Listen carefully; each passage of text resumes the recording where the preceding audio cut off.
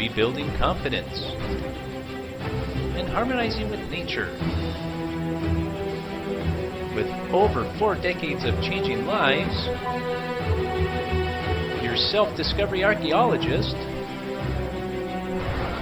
get ready to be the best of you with your host, Beverly Zymet. Hello everyone, and welcome to the Beverly Zymet Show, where being that best you keeps getting easier with every guest I have. And today, okay, we're going to do this. Marisa Ferrera. Yay! She's out of Ontario, but currently living in Colombia, she says, because it's warmer. Well, I can relate to that. So, how are you today? I'm excellent. I was really looking forward to having this conversation with you and seeing where we're going to go. I know. We never know where this show is going to take us. So that's the fun part about the whole show. So what is it that you like about Colombia that drew you down there? Well, what drew us is the weather. My husband and I got really tired of the long, cold Canadian winters. And actually back in 2009, we sold and gave away most of our personal belongings and started scouting the warmer parts of the world. So we spent some winters in Costa Rica, Panama, and Chile before we ended up in Colombia. And then when we got here, because of all the, other places we lived, we knew we found our slice of paradise. Oh, I like that. Slice of paradise. Wow. That's kind of cool. I like that. Yeah, I've been traveling myself, since like 97. So constantly going all over the place. And I don't know. My slice of paradise is like wherever I land. And, well, you can create that anywhere you are, right? Yeah, sure. I think so, and it's, I'll tell you, this 2020 has been an interesting challenge for that slice of paradise, It's the movement isn't quite as easily adaptable, shall we say? Well, sure, because people are restricted and they can't travel like before, and I feel so blessed that I keep telling people if we had to be stuck anywhere during this time, this is a great place to be stuck. Yes, it sounds like it. I tell you, it's starting to get wintertime up here in Colorado, so we're getting some colder weather, and it's been a long time since I've been in the cold, so it'll be an interesting winter, shall we say, right? But so what do you and your husband do down there? Are you guys in the same business? Do you have your own? What keeps you ticking down there? Well, my husband used to have his own business when we were back in Canada. He had his own land surveying business, but he sold that back in 2001. It's been quite some time. I was going to say 2011. I'm like, no, we were already gone by then. But yeah, so he's pretty much retired, but he likes to do things on the internet as well. He's actually just exploring a new business opportunity, but he likes to just kind of do whatever floats his boat, and it changes from time to time. But for me, I have my own online business as well in coaching and mentoring. So I support open-minded men or women who are struggling with family relationships, one or more. And I just help them to really create healthy boundaries and learn how they can deal with conflict in a way that can be more loving for themselves and for the people around them. Oh, that is so needed today. Oh my goodness. With everyone, just being in those confined areas, right? That, because when we're confined, what happens is that any of the challenges that you might have been able to ignore because you're not together so much, they just become magnified, right? Yes, they do. In the same space. And even if you're, having difficulty with people that aren't living in the same space with you, the fact that you are in a very different environment right now can also bring up those issues and make them bigger. And sometimes we have issues outside of the home, like you just mentioned, that just kind of, when things happen in the home, they trigger, and they just kind of emerge into each other, and it's like, oh my gosh, and and the time element and the uncertainties, I think the uncertainties is what really gets a lot of people, because we don't know what's happening from one day to the next, and being confined, the human element wasn't meant to be confined, right? And that can be challenging. So sure. yeah. And we know that, whenever we experience any kind of stress, or anxiety, it's going to increase the conflict that you have within yourself and with the people around you that you're communicating with. It just brings everything to the forefront. You can't hide from it anymore, which isn't a bad thing, actually. I actually No, I agree. Think it is. We think it is. It's like, oh no, I don't want to deal with conflict. So many people want to hide from conflict and bury it, but I try to encourage people to use conflict as opportunities to really look at the parts of themselves that are still in need of healing, so that they can actually through the conflict in a way that actually brings them closer together with the people they care about, instead of it continuing to separate. Exactly, because you said that separation, it separates the self, too, and it all begins inside. We swallow these things, we try to hide these things, we can run from them. We can't run so much anymore because there's no place to go. I mean, where do you go? From the living room to the dining room to the bathroom to the kitchen? Yes, but even when we think we're running from it, even if we're not confined to our homes, no, it's still there. We take everything that's inside us. We take it with us. That's right. Where we go, right? So we can pretend that we're running from it, but what happens then is it just kind of pops up in unconscious ways. So why not become conscious of it so that you can use it to your advantage instead of it becoming a hurtful situation for right.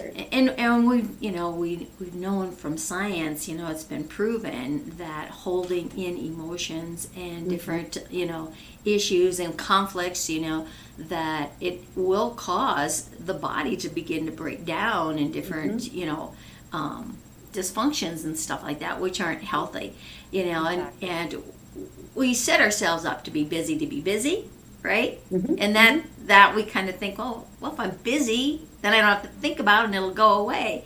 It doesn't go away. It's kind of like the old saying, you can run from everything, but you can't run from yourself, because you turn around and poof, there you are. There you are. Exactly. So you may as well face yourself and love all parts of you. And I think that's an important part when we do start taking the time to listen to what's going on, to really do so with a lot of self-love and compassion, not to beat ourselves up. Oh gosh, and we become experts at beating the self up, and that's that self-awareness and consciousness, that we are just conscientious about, oh my gosh, how's my hair look, how's my clothes look, is my makeup right, is this, it just continuously goes on and on and on and on, right? And so, but when we can recognize an inner conflict, it's usually related to an outer conflict that we've turned it inside, and it's that lack of communication. So if we lack communication with the people around us, it's because we're lacking communication with ourselves, and I like to say, when people ask me, it's like, well, who do you travel with or whatever, I say, it's just me, myself, and I, and they just kind of look at you kind of funny, but I have no problems with me, myself, and I. We get along great. Did we always get along great? Not so much. But you learn to get to really know who you are and what you are.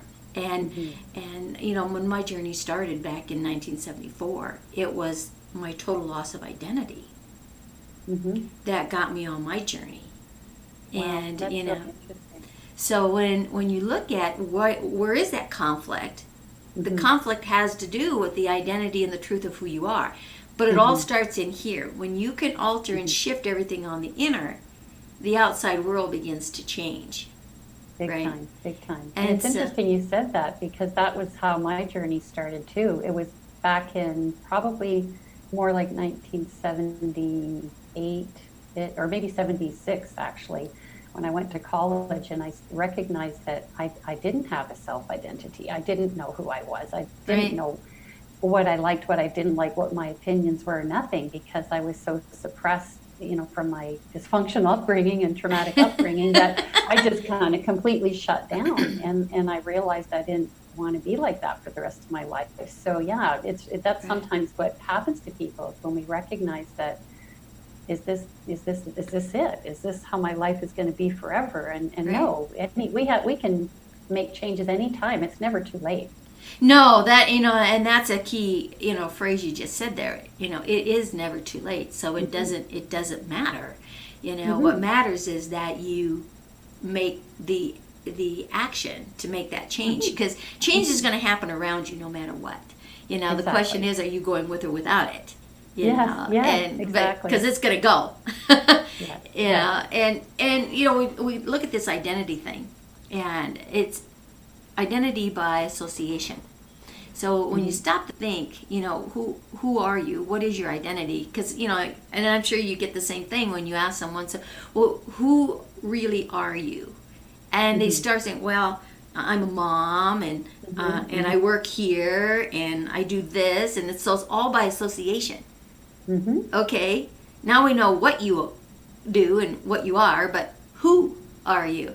And that's a deep one, getting into the centeredness of who we really are. And sometimes it can be, upsetting. It can bring up that anger. My gosh, I had so much anger, when I started on my journey. I mean, I was just like ready to slaughter the world, because again, what do? We blame outside of ourselves instead of really looking inside, right? It was everybody else's fault. It wasn't mine. And once you can release your angers and stuff and turn around and start looking at yourself, it doesn't look good, doesn't taste good, doesn't feel good. But I'll tell you, once you really clean it up, you're like, wow, I really am this amazing person, by golly, I think I got the world by the tail, Exactly. And it's true. It can get messy when we start looking inside, and it can, be a painful experience. And yet, if we don't make that conscious decision, we continue to carry that inner pain, and it comes out anyways, and it just doesn't ever end. It just gets worse and worse as time goes on. So it's worth, taking that time, like you said, to do some of that inner work and recognize that you're not who you've been conditioned to believe you are. You're so much more. Right. I mean, I tell people, I believe we are all, magnificent beings of light, and we're here to, explore the world and experience joy, and just to, create whatever it is that we want to create and experience in this world. Right. And there are no limitations except the ones we place on ourselves. Right here, right between the 6 inches, exactly, right? Exactly. And where did that come from? It came from our past conditioning, right? So the trauma and the wounds that we've had from the past, and we've all had them. I mean, people might say, sometimes people will tell me, oh, I had a really great childhood, everything was really good. But then when we go a little bit deeper, they start to recognize that there were some things that were going on there. It doesn't have to be like, as traumatic as mine, with, emotional or physical abuse, but it can be more subtle. But it's, and a lot of times it is subtle. Yeah. And so it's those subtle things that we make excuses for, we justify. I mean, even the big things, we justify it. And then we think that it's going to make it go away. It's interesting where science has really stepped in with all the different technologies that they have, and they're saying that 50% of all your beliefs, in what happened in your childhood and growing up years and stuff, are a lie. And I would have to agree with that, because when there's 11 of us kids, okay?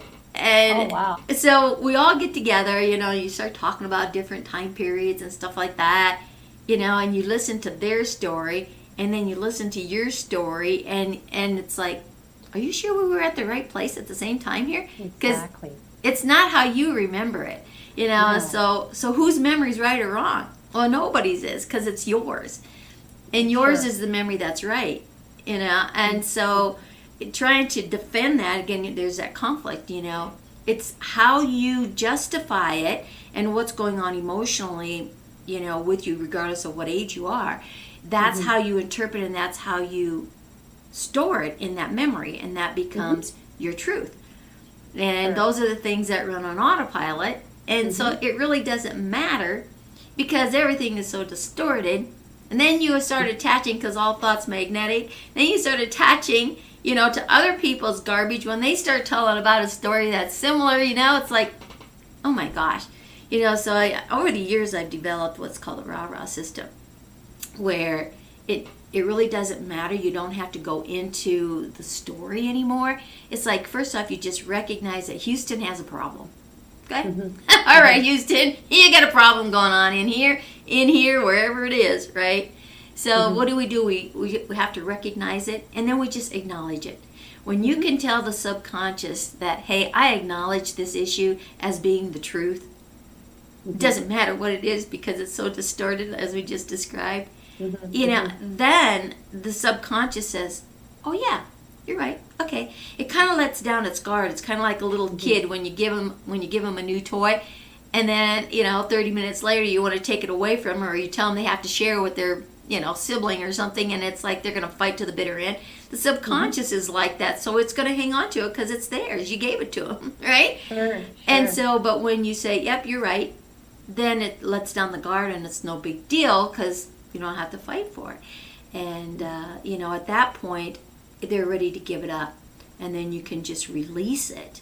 And because you can say, hey, I got another nice shiny object over here that's better than the one I'm going to let go of, and then replace it with your new truth and the belief that's going on in your current situation. And then you don't have that autopilot coming up there and bite, Well, you made a good point when you talked about how we store things in our memory based on our interpretations. And that's why when you were talking about, your family members getting together and you're wondering, did we have the same experience? And you did have the same experience, but your interpretation of it was based on, yourself, your own thoughts about yourself, your limiting beliefs about yourself, and that's what gets stored. And so I think, you're absolutely right. It's really important for us to just acknowledge, how we feel about situations. And one thing that I find really helpful too, and that has helped a lot of the people I work with, is to recognize that you mentioned stories, right? We create a story around our experiences based on our interpretations, which becomes our truth. Exactly. So if we made up that story way back when, if you recognize a story that you've created that doesn't serve you, that causes you to feel pain and suffering, you have the opportunity to create a new story around that exact same event. Right.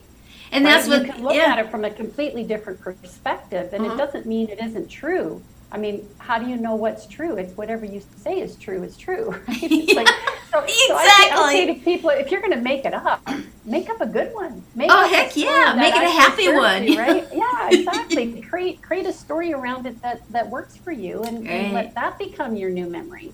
Right. And that is so true, and there's a lot of, I like the science of things too. And so when the stories are coming out, and when they watch the brain, because now they can calibrate, the brain signals and everything. So when you're in a down mood and your thought patterns are running on, like anger or fear or anxiety or, anything that runs on a low vibration, which is what we call, and I just don't like the words negative and positive because they're just charges, right?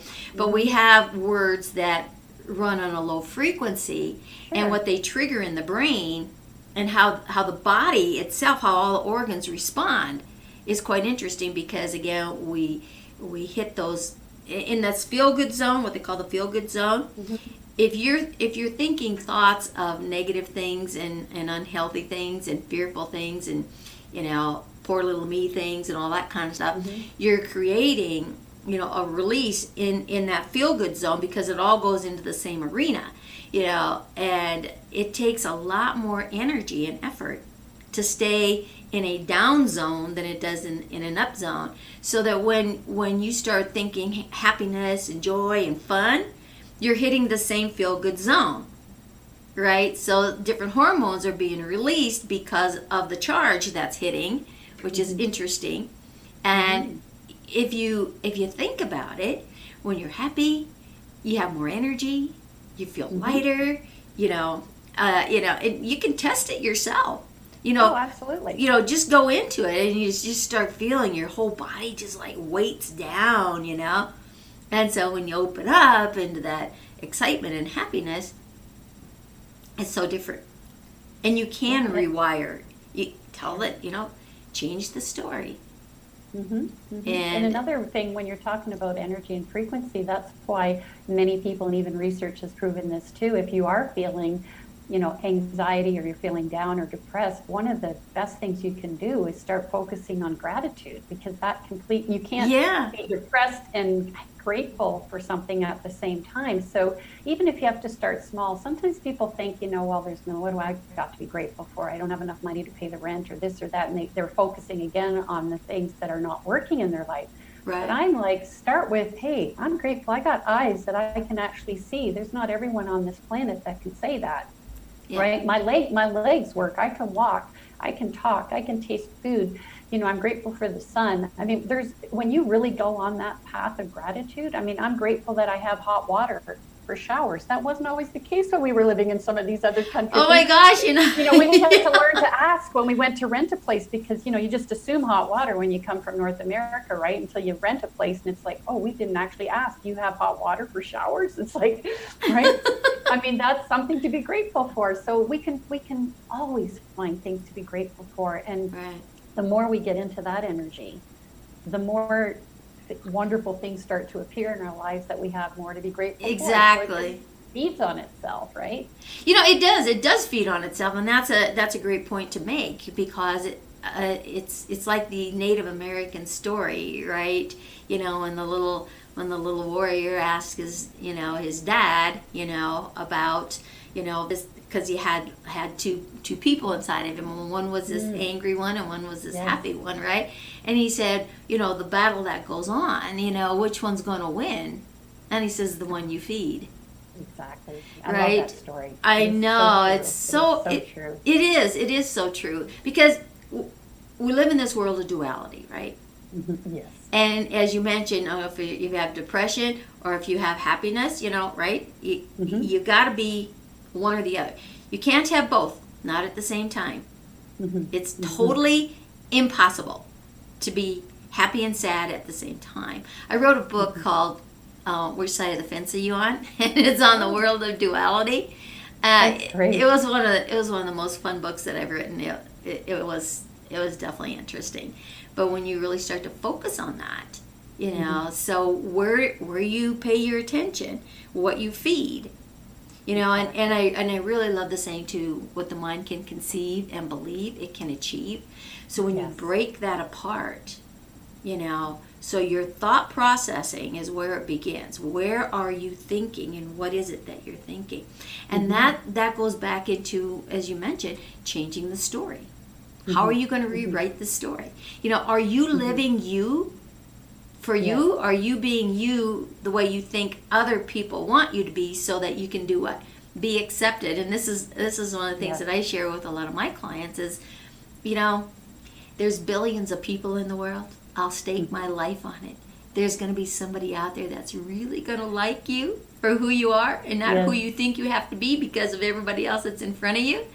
And it really makes you start to look at things from a different perspective. And really, again, we go back into that perspective. How you perceive and how you interpret is what your story is. Mm-hmm. Mm-hmm. And you're absolutely right. There's always going to be people that love you and people that don't, regardless of how you show up. So you may as well show up for who you are.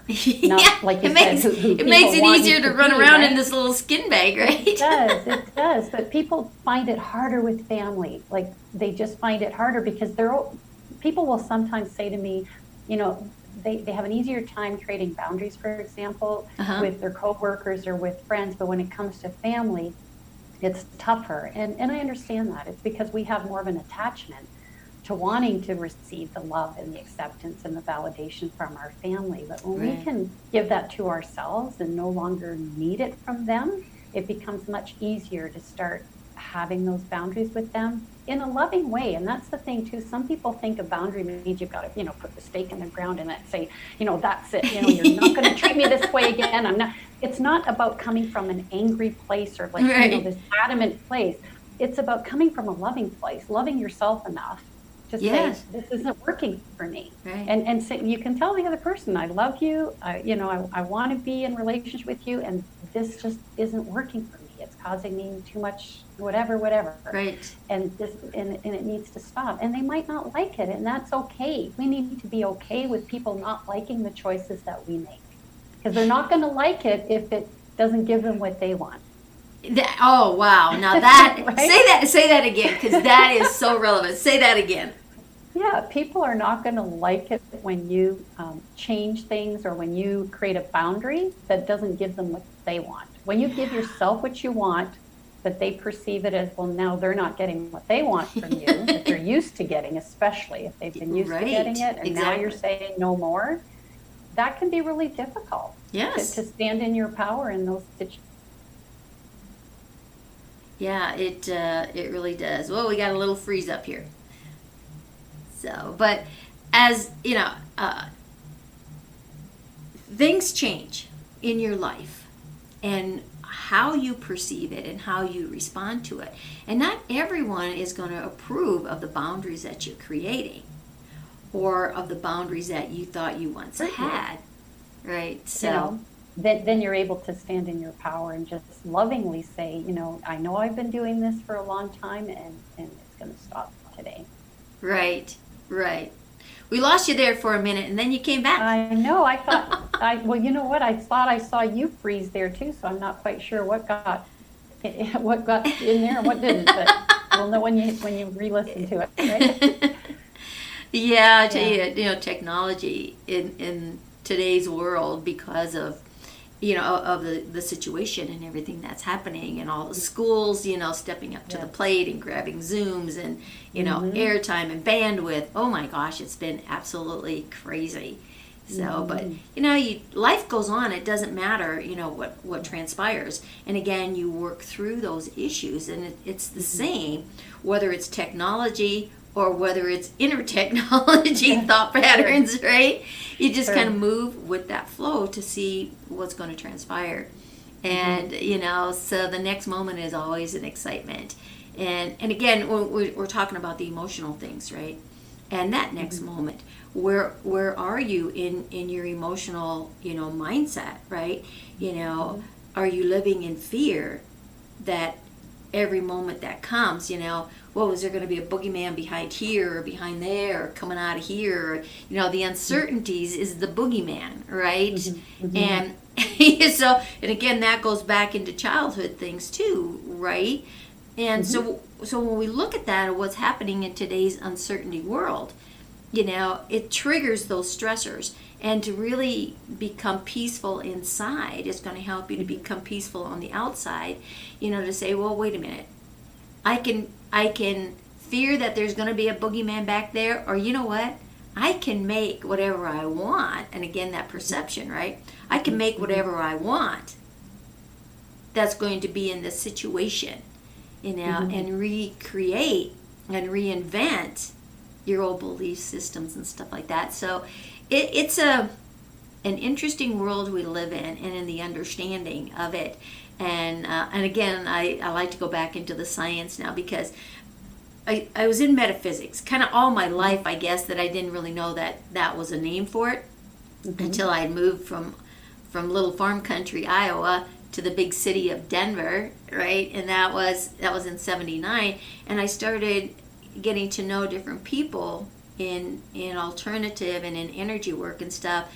But it wasn't until in the '90s when I moved to Las Vegas when the metaphysical world really opened up to me. And wow, it's like it made so much sense of things that had gone on in my childhood that I didn't have an answer for. That all of a sudden it's like, now that makes sense. Now I get it, right? And then everybody thought I was weird, I mean, I was called weird and strange, and Sure. and you talk about family accepting, right? When I really started hot and heavy into the metaphysical world, and just because it was so a part of me. Wow, I got a lot of this voodoo, Sure. voodoo. I mean, I was raised in the Catholic religion, 12 years in parochial school, and I was a rebel. I always went against the grain anyways, because there's a lot of things I didn't understand Sure. in some of the training, that was hammered into you, right? It's but I don't get it, right? Well, it's not for you to get, it's just for you to just know, right? Just do it. Exactly. Just do it, right? Just believe it, but it again, you talk about that conflict. So in all aspects of life, when you're in a conversation, if a conversation triggers a conflict inside, it's time for you to say, Houston, we need to have a discussion here. Mm-hmm. You know, and you don't have to blow it up, you know, in the moment of the experience, but make note of it so that you can actually go in and begin to take a look at why did it trigger you that way, and where your What's really belief going is, and you know, because what was once your truth isn't always remaining your truth, and things that were once false all of a sudden start becoming your truth.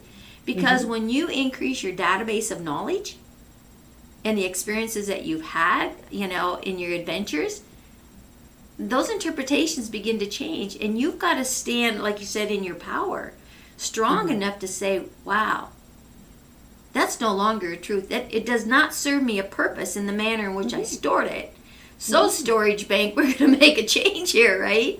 Sure. And one way that can help too, because some people, you mentioned earlier, and it's really important that we need to be aware of our own thoughts and feelings before we can ever change them. And so one little tip that I often share is to just set a timer on your phone. You can set it for every 20 minutes, every hour, whatever time frame you want. And when the alarm goes off, just check in and ask yourself, what am I thinking? What am I feeling? Are these thoughts and feelings serving me? How can I shift them? What story's going on in my head? So it just kind of gives you an external reminder until it becomes more of an automatic internal thing. Right. And it works really, really well, because when you start becoming aware and start shifting them in the moment, because if you notice yourself in fear, it's like, oh, okay, so how can I shift that so that I'm not feeling fearful, that I'm feeling, you know, confident, or whatever it is that you want to feel.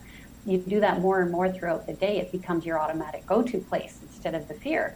Right, exactly. And that's a really good point. Because we live in fear. It's a fear factor world, shall we say. There's more of that jumping, and especially in 2020, right? Oh my goodness, and it's that uncertainty. You know, we're blowing out of our comfort zone and our predictability. We might be miserable, but we know that predictableness, and so it's a predictable misery. And so I'd rather have the misery I know than the misery I don't know, right? Sure. Instead of because you already know you can survive the misery, you know, like you are surviving it, even if you don't like it, even if it's painful. You're doing okay on some level, but the unknown, like you said, it's like, am I going to be able to be okay with that? I don't know. Yeah, been going the extremes when we talked about the duality world, right? The pendulum swings on two sides of the fence. Sure. You know, so when you recognize it, when you catch yourself in that thought, and that's a great idea, you know, setting a timer. Oh, what am I thinking? Because, you know, we have the same thoughts every day. I think they're saying like 60% or 70% of your thoughts every day are the same ones you've been having day after day after day. You know, are you going to be able to recognize every one of them? No, because they're so unconscious and they're just in a flash second. But your automatic pilot is on. But to recognize those that you are and the repeat. How many times do you catch yourself repeating that same story? You know, it's interesting. I've caught myself on numerous occasions, right? You know, all of a sudden going over an event that happened maybe 2-3 days ago, right? And it's like, why is this in my brain? Why am I wasting time thinking about this? It's like, it's not going to change. That's already over. It's 3 days old or a week old or whatever, you know? And it's like, why did it show up? If I wanted to have a different response, I should have done it on the spot. Not now. So quit wasting your time. Let's see. What is it, something that's going to be productive? Yeah, this is what I really should be, you know, thinking on, and you move yourself into that. So you start having these little personal conversations, and, you know, and when I work with clients too, you know, I tell them to start talking to yourself, and don't listen to your thinking thoughts, because they're going to really get you in trouble. Talk those thinking thoughts out loud sometime. Yeah, just go for a drive in the car, or, you know, lock yourself in a room or something, you know. But start talking those thinking thoughts out loud. It's better than any comedy show you'll ever watch. You know? Right? Because when you think a thought and when you speak a thought, they are definitely not in the same library, not even on the same planet. They are so extreme. You will get a good laugh. And so talking out loud is good. I mean, we were always trained. Again, here's another, myth. If you talk to yourself, you're going crazy. Yeah, exactly. Well, you know what? If you don't talk to yourself, you will go crazy. It's true. You keep it all inside. And sometimes people find it easier to talk it through journaling. That's another really wonderful way to get the thoughts out and just put it out on paper. The stream of consciousness writing, where you don't edit, you just keep writing. Yeah, you just go and go and go. You just keep going. Even if you say, I'm wasting my time, this is a waste of time, I don't even know why I'm doing this. And when I've done that at times, like, stuff will start to come out and you're like, wow, that one was in there. Yeah, and that's true. So it doesn't matter whether you're speaking it or you're writing it, you're releasing it. And that's the key, is to let it out. Because we all store things, and we talk about the chakra system, right? The energy ports of the body, and the throat chakra is being able to speak your truth, right? Mm-hmm. Well, when you're not speaking your truth, you're speaking your lie, right? Mm-hmm. So lie to the world, but stop lying to yourself. So when you start swallowing what you're not wanting to express, you swallow it, right? Mm-hmm. And this is where you start to justify, and it goes into that heart chakra. And the heart chakra is the element of yourself. This is where you lose yourself or find yourself. And this is where the real truth is. But when you block that pain and you swallow again, it pushes it down. Now it goes into those lower 3 chakras, which are all about being the martyr, being the victim, or running in survival, fight or flight. And this is where the majority of us, function, is in those 3 lower elements, right? And so when you begin to regurgitate and start to bring up a lot of that past, issues that you've buried that's running on autopilot, it's going to hit that heart chakra. Well, a lot of times it's just speeds right by and it comes into the throat chakra, and all of a sudden here you are in an expression of anger and justification and defense, So when you find yourself going on the defense, you need to just take a deep breath and say, wow, where is this coming from? Because this is a conflict. And when you learn how to surrender to the circumstance, surrender is not giving up. When you surrender to that circumstance, you begin to recognize the conflict, and then the healing begins, right? Yeah, so, because when you surrender, now there's no battle, and there's no war. You're not resisting it anymore, right? And now you win. That's when you win. Yeah, it's kind of funny because people think surrender is like giving up in defeat and you've lost, and it's the opposite. It's what gives you that power and that strength to really move through everything, because now when you're out of conflict, your whole thought processing changes, right? Yeah. Yeah. Wow. Yeah, it's fascinating, the whole realm of conflict. Yeah, the play on words is I like to play on words because it's the true interpretation of it versus what we've been, again, the programming and the thought processing. Because what is it? The surrender, you're waving the white flag. That means hey, I win and you lose. It's not about winning and losing. Right? It's how you play the game, right? Yes. Right? It's how you play the game. And when you surrender, you're winning the game. Because now you're working in strategy and guidance, direction, focus. Otherwise, all you're doing out there is creating havoc and more problems, and you're defeating everything that you're trying to win. Exactly. Yeah, your awareness increases when you start to surrender, because you're not using up all your energy to defend something that really isn't serving you anyway. That's right. Right? So you open up the portal to be able to actually see the truth and experience the truth in a way that serves you on a much higher level. Exactly. Very well put. Very, very well put. And it's being able to really understand that. So if you're struggling with this conversation right here between giving up and surrendering, go to the dictionary and really get the termination, the interpretation of what it really is, what it means to, and it takes a stronger person, I guess we should say. It takes a stronger person to surrender than it does to It keep takes fighting. humility too. It takes a lot of humility to say, you know, I'm willing to look at this instead of trying to hold on to something from a place of fear. Right. Surrender is actually an opportunity to look at something from a place of love, because we either operate from fear or love. So fear, we know fear just creates more of the same. It doesn't, like we said before, what you focus on just gets bigger and bigger and bigger. What is it you're feeding, right? Exactly. So if you're not wanting to continue to experience fear or anxiety or stress, then it's important to look at what other part of you can you feed, and feed the part of self-love and self-compassion. And surrender is like taking a responsibility, owning what is, but not from a place of blame, not from a place of, like I said earlier, beating yourself up. It's just acknowledging. Because once we can acknowledge what's there, then we can let it go if it's not something we want to keep. But if we keep defending it, we're actually giving it more power to just stay exactly where it is and get stronger. Right. And that's what runs on that autopilot. So, you know, it's like you get all excited, you're out with your friends, or you're working on a collaboration of something, right? And everybody says, okay, who's going to do what? And then you make a volunteer. Yeah, I'll do that, right? Okay, no problem. So they got you down for that. And then all of a sudden, everybody disperses.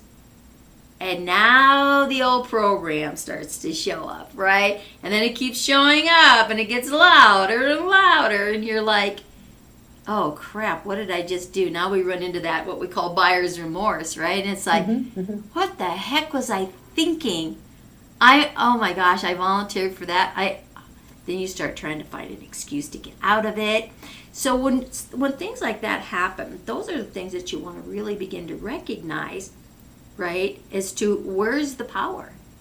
You know, so you want to change that because it's exciting. You wanted to do that, and you were all excited about it, and everybody was giving you, you know, the rah, go for it. Yeah, you can do this, right? And then all of a sudden, you're by yourself, and your subconscious says, who the heck do you think you are? You're going to do what? Are you crazy? Yeah. Right? But when you can surrender to that and say, hey, you know, that's how I used to be, but I don't want to be used to be anymore. I want to be something different and better. And that's what this show is all about, is becoming that better you. What is it that you can do today that's going to boost you to being that better self, right? And you begin to communicate with that subconscious. And again, it is about that surrendering, and just tell the subconscious, hey, you're right.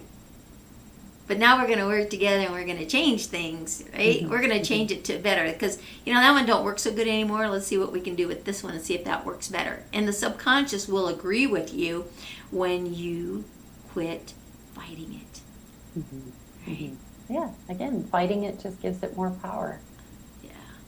So if you don't want something to continue in your life, it's important to stop fighting it, because that's a guarantee. It's not going anywhere. It's just going to get stronger if you keep fighting it. It's just just acknowledge it and just say, yeah, okay, I've let this run me for whatever number of years, and now I have more awareness, and I can make a different choice instead of, oh my God, I can't believe I let this run me for how many years and I wasted how many years. That's just going back down that spiral. Yeah, that's only going to keep it going for that many more, right? Exactly. So you can choose that. I mean, we have free will. You can choose to beat yourself up for maybe thinking you took so long to get here, or you can celebrate the fact that you're aware now.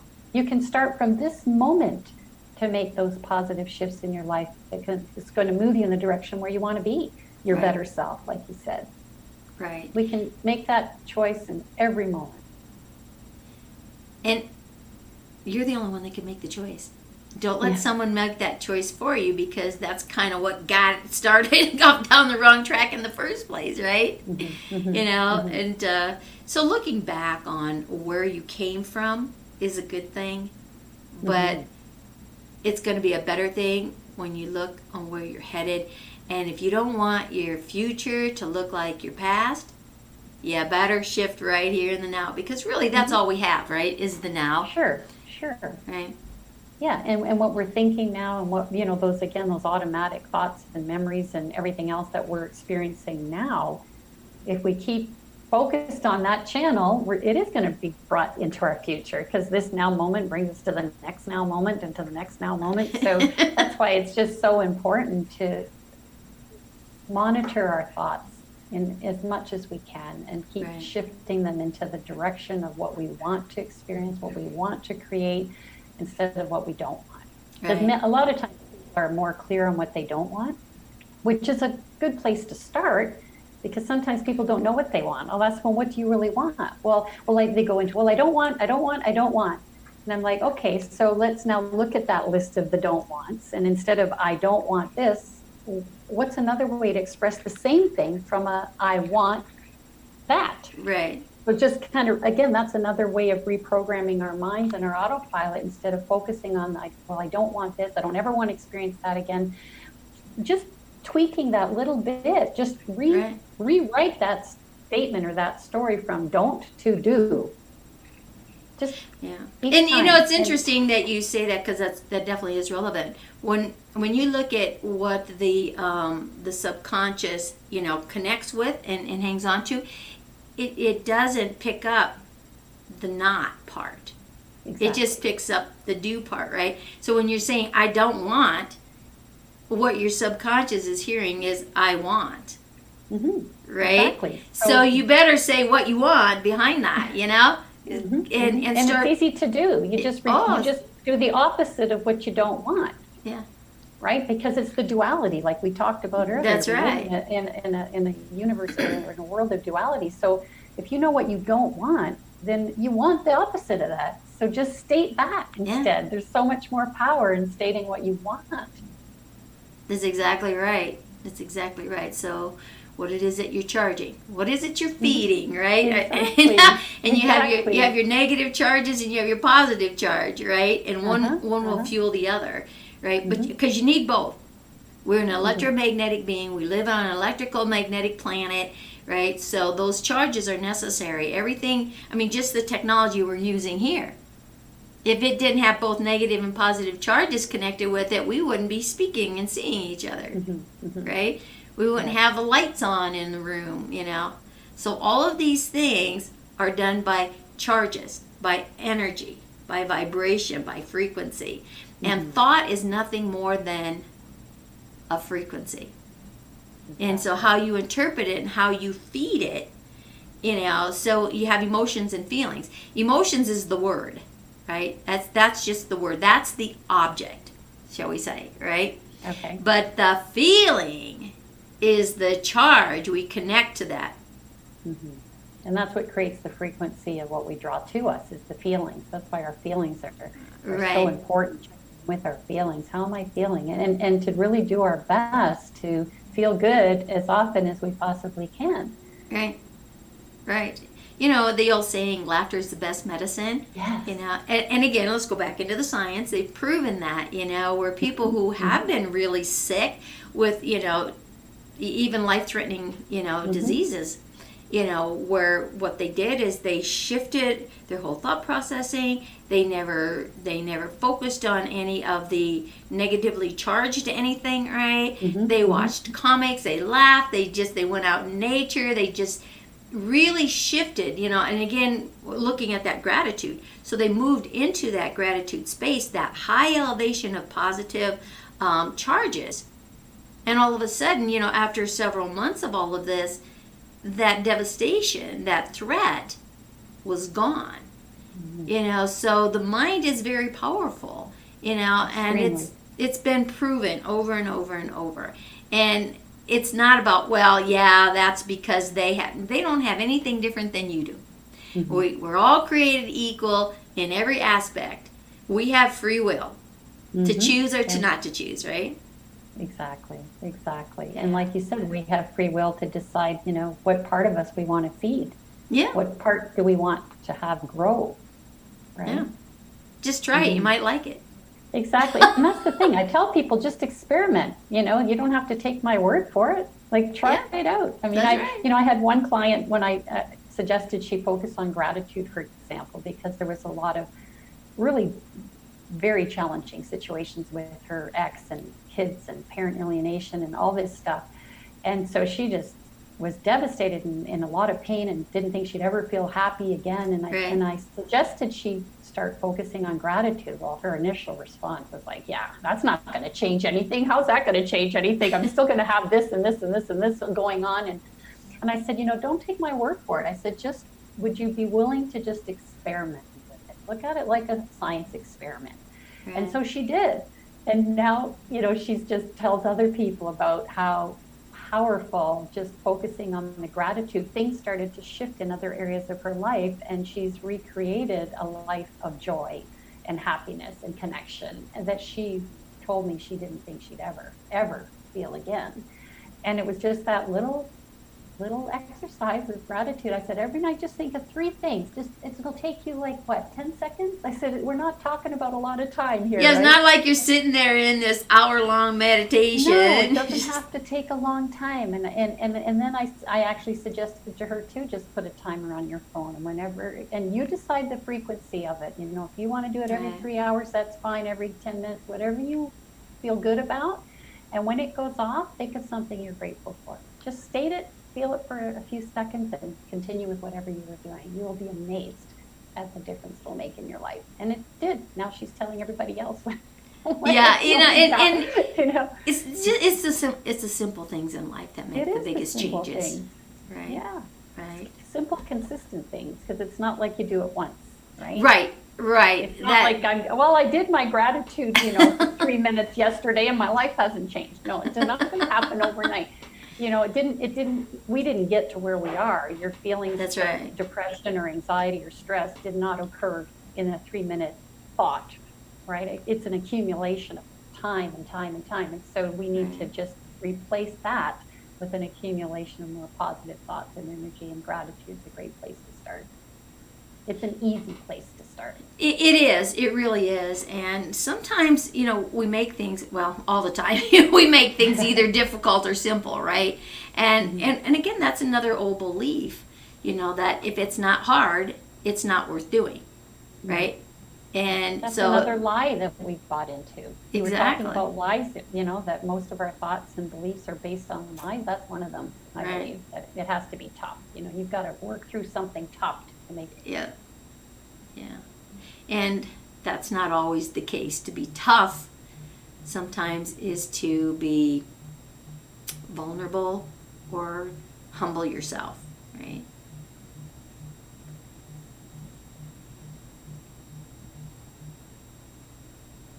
We have a little bit of a freeze here.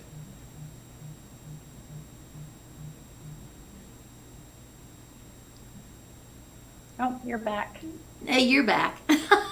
I was saying, you just froze on me. Did I freeze on you too? Yeah, you did. So I don't know who's freezing what, but I'm not getting any little pop-ups telling me that you've got limited bandwidth or whatever, but yeah, that could be on this end very easily. But like I said, we've been struggling with some of the internet here.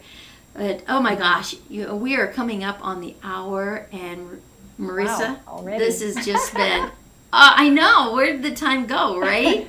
So it's been an interesting conversation, and I know the audience has loved it. I have loved every moment of what you talked about, because you're speaking my language, and that connection is really good. So if you have one more thing to leave with the audience, what would that be? And also let them know how they can reach out to you if they want to connect. Sure. Well, one thing I love to leave people with is to just recognize and accept. We talk a lot about acceptance today, that everyone, including you, us, me, is doing the best that they can in any given moment, even if it doesn't look like it. Right. And a lot of people have difficulty with that sometimes. They think if somebody's being unloving or unkind, well, that's not the best they can do. They could choose differently. And yet, if they could choose differently, they would. And the reason they're acting the way they are is because of their own unhealed wounds that are just on autopilot coming out and being projected onto the people around them. And it doesn't mean it's okay. Again, it's not about condoning someone's behavior, but it's a lot easier to have compassion for people when we recognize that, as this quote you've maybe heard before, I don't know who said it, but I love it. And it's very simple. It says, hurt people hurt people. Yes. Yeah. Right? So when somebody's being hurtful, it's a clue for you that they're suffering on the inside. Because someone who's filled with joy and happiness and peace and exuberance, that's what comes out of them. right? Exactly. So if we can accept and recognize that no matter how people are showing up, they really are doing the best they can in that moment with their level of awareness, with their skills sets that they have, their tools that they have or don't have. If we can recognize that, then we're able to come from a more loving and compassionate place when we interact with them. So that's what I would love to leave people with. And if they do want to learn more about me and about the work that I do, they can go to my website, which is magnifyyourmagnificence. Ooh, I like that. Magnify your magnificence. Woo, that Yes. is nice. Yes. That's I believe nice. we are all magnificent, and it's important for us to magnify that part of us. So There other people you can do go. the same. Yeah. Awesome. Awesomeness. Well, it's time to say go out there and do what? Be that best you that you can be, because Marisa and I are going to be the best we that we can be. And we will see you all on another show. Bye for now. Bye, everyone.